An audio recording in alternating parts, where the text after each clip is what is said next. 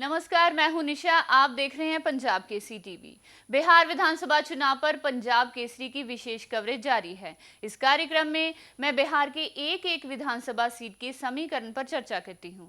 इसी सिलसिले में आज बाजपट्टी विधानसभा सीट के समीकरण पर चर्चा करूंगी। गौरतलब है कि 2020 के विधानसभा चुनाव में बाजपट्टी सीट से आरजेडी उम्मीदवार मुकेश कुमार यादव ने जीत हासिल की थी। मुकेश कुमार यादव 71,483 वोट लाकर पहले स्थान पर रहे थे। वहीं जेडीयू उम्मीदवार रंजू गीता 68,779 वोट लाकर दूसरे स्थान पर रही थी।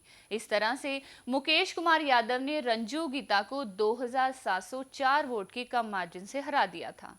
वहीं आरएलएसपी कैंडिडेट रेखा कुमारी 11,267 वोट लाकर तीसरे स्थान पर रही थी। लेकिन उपेंद्र कुशवाहा के एनडीए के साथ आने से बाजपट्टी विधानसभा सीट पर जेडीयू ने बाजी पलट दी थी।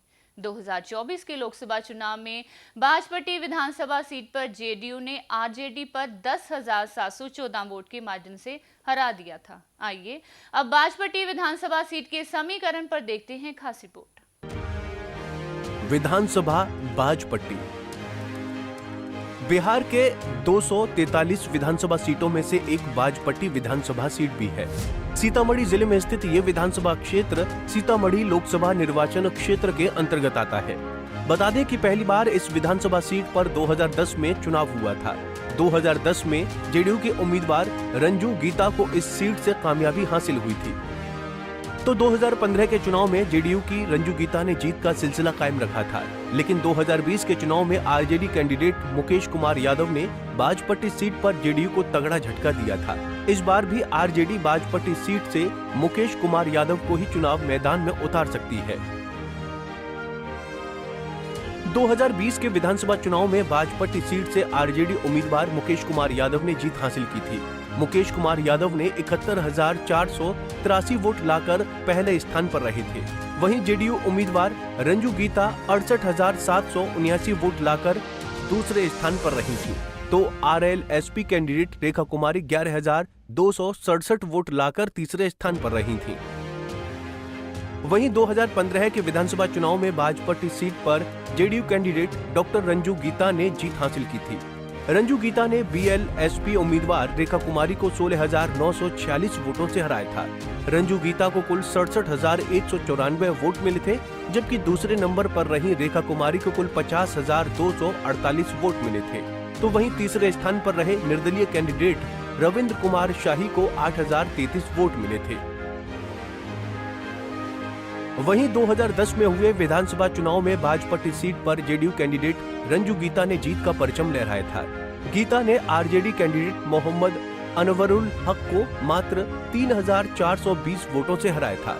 रंजू गीता को 44,726 वोट मिले थे, जबकि दूसरे नंबर पर रहे मोहम्मद अनवरुल हक को कुल 41,306 वोट मिले थे। तो वहीं तीसरे स्थान पर रहे निर्दलीय कैंडिडेट रविंद्र कुमार शाही को कुल 10,428 वोट मिले थे। बाजपट्टी सीट पर मुस्लिम और यादव मतदाता सबसे अधिक महत्व रखते हैं।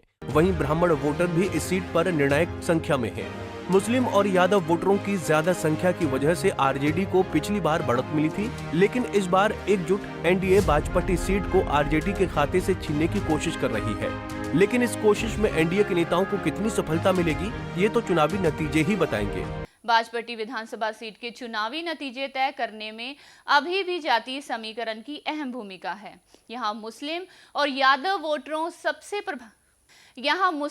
यादव मतदाता सबसे प्रभावशाली हैं, जो हर चुनाव में निर्णायक भूमिका निभाते हैं। वहीं ब्राह्मण समुदाय की संख्या भी उल्लेखनीय है और ये भी वोट की दिशा तय करने में बड़ी भूमिका निभाते हैं। इसके अलावा अनुसूचित जाति के मतदाता करीब 9% हैं। जेडीयू की कोशिश है कि किसी तरह 2024 के लोकसभा चुनाव में मिली बढ़त को कायम रखा जा सके।